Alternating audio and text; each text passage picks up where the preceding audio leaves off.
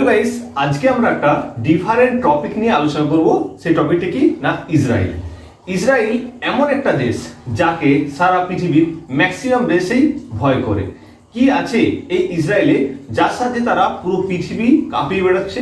আছে কি না, টেকনোলজি। ইসরায়েলের কাছে আছে লেটেস্ট টেকনোলজি।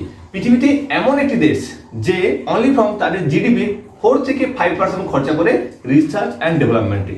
কারণ ইসরায়েল বুঝে গেছে যে তাদেরকে যদি ইন ফিউচারে লিড করতে হয়, সারা পৃথিবীতে ছড়িয়ে পড়তে হয়, সারা পৃথিবীর ইকোনমিক্সকে, সারা পৃথিবীর টেকনোলজিকে যদি তাহলে আয়ত্তে আনতে হয়, তাহলে একটি মাত্র অস্ত্র, সেটা হচ্ছে কি না, রিসার্চ অ্যান্ড ডেভেলপমেন্ট ফিল্ডে।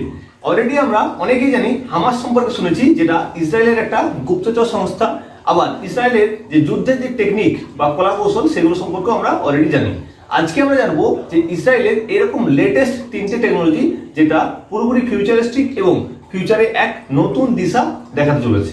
প্রথম যে টেকনোলজিটার কথা বলবো সেটা হচ্ছে মোবিল আই। মোবিল আই কি না, মোবিল আই হলো এমন একটা টেকনোলজি যে টেকনোলজি পুরোপুরিভাবে অটোমেটিক গাড়িকে রান করার ক্ষেত্রে কাজে লাগবে।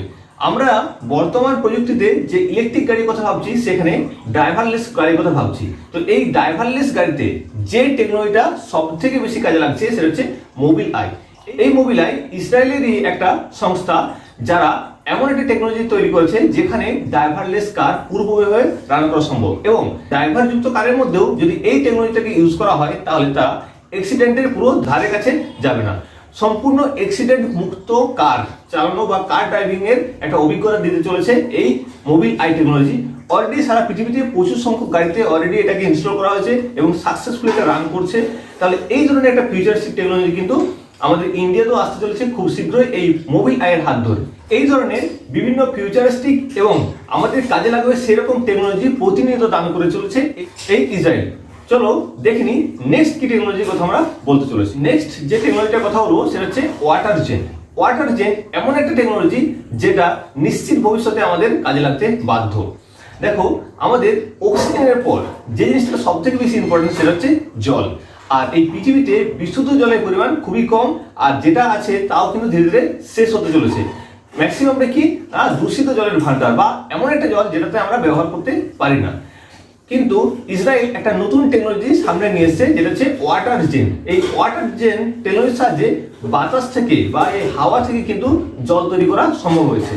যেখানে তারা বিভিন্ন কার, বিভিন্ন ইন্ডাস্ট্রিতে অলরেডি ইনস্টলমেন্ট করেছে, যেখানে দেখা যাচ্ছে কি না, তার পরিবেশ, তার এনভায়রনমেন্ট থেকে যে ময়েশ্চার সেটাকে অ্যাবজর্ব করে তারপরে সেটাকে কিসে কনভার্ট করছে না, সেটাকে ওয়াটারে কনভার্ট করছে। তাহলে এই পরিবেশ থেকে ময়েশ্চার বা জলীয় বাষ্প সংগ্রহ করে সেটাকে ওয়াটারে কনভার্ট করছে এবং সেটা পিওর ওয়াটারে কনভার্ট করছে এই ওয়াটার জেন টেকনোলজি, যেটা ফিউচারে প্রত্যেকটা দেশেই কাজে লাগতে পারে। তাহলে এই ধরনের আরো বিভিন্ন টেকনোলজি নিয়ে এসছে কিন্তু ইসরায়েল, যে টেকনোলজিগুলো ভবিষ্যতে একটা দৃষ্টান্ত হয়ে দাঁড়াতে চলেছে।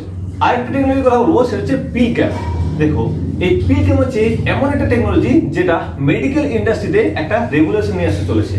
সাধারণত এন্ডোস্কোপি করার ক্ষেত্রে এই পিল ক্যাপ টেকনোলজি ব্যবহার করা হয়। পিল ক্যাপ টেকনোলজি এমন একটা টেকনোলজি যেখানে একটা ছোট্ট ক্যাপসুলের মধ্যে একটা ক্যামেরাকে ইনস্টল করে দেওয়া হয়। তারপর সেই ক্যাপসুলটা যখন আমরা ইনটেক করে নিই, সেই ক্যাপসুলের মাধ্যমে সেই ক্যামেরা আমাদের বডির মধ্যে চলে যায় এবং পুরো বডিতে যেখানে যেখানে তা যাওয়া সম্ভব হবে, সেখান থেকে যে ক্যামেরাতে তা আমাদের রোগ নির্ণয় করতে অনেকটাই সাহায্য করবে। যেটা হচ্ছে একটা এন্ডোস্কোপি করার জন্য একটা গুরুত্বপূর্ণ ভূমিকা পালন করছে কি না, এই পিল ক্যাপ টেকনোলজি। এই ধরনের প্রতিনিয়ত ফিউচারিস্টিক এবং নতুন নতুন টেকনোলজি নিয়ে আসছে কি ইসরায়েল। তার জন্য বর্তমানে ইসরায়েলকে সারা পৃথিবীর সিলিকন ভ্যালি বলা যেতে পারে। এই ধরনের নতুন নতুন টেকনোলজি আমাদের দিয়ে আসছে। দেখো, যে কোনো দেশকে আগে নিয়ে যেতে 6টা পিলারের কথা সব থেকে বেশি গুরুত্বপূর্ণ।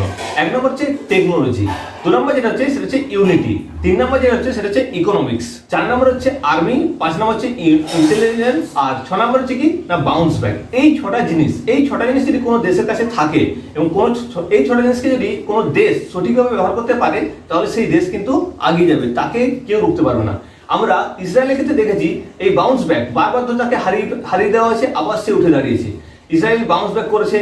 ইসরায়েলের ইন্টেলিজেন্সি আমরা প্রত্যেকেই হামাসের নাম শুনেছি, পুরো দুনিয়া কাঁপিয়ে বেড়াচ্ছে এই হামাস।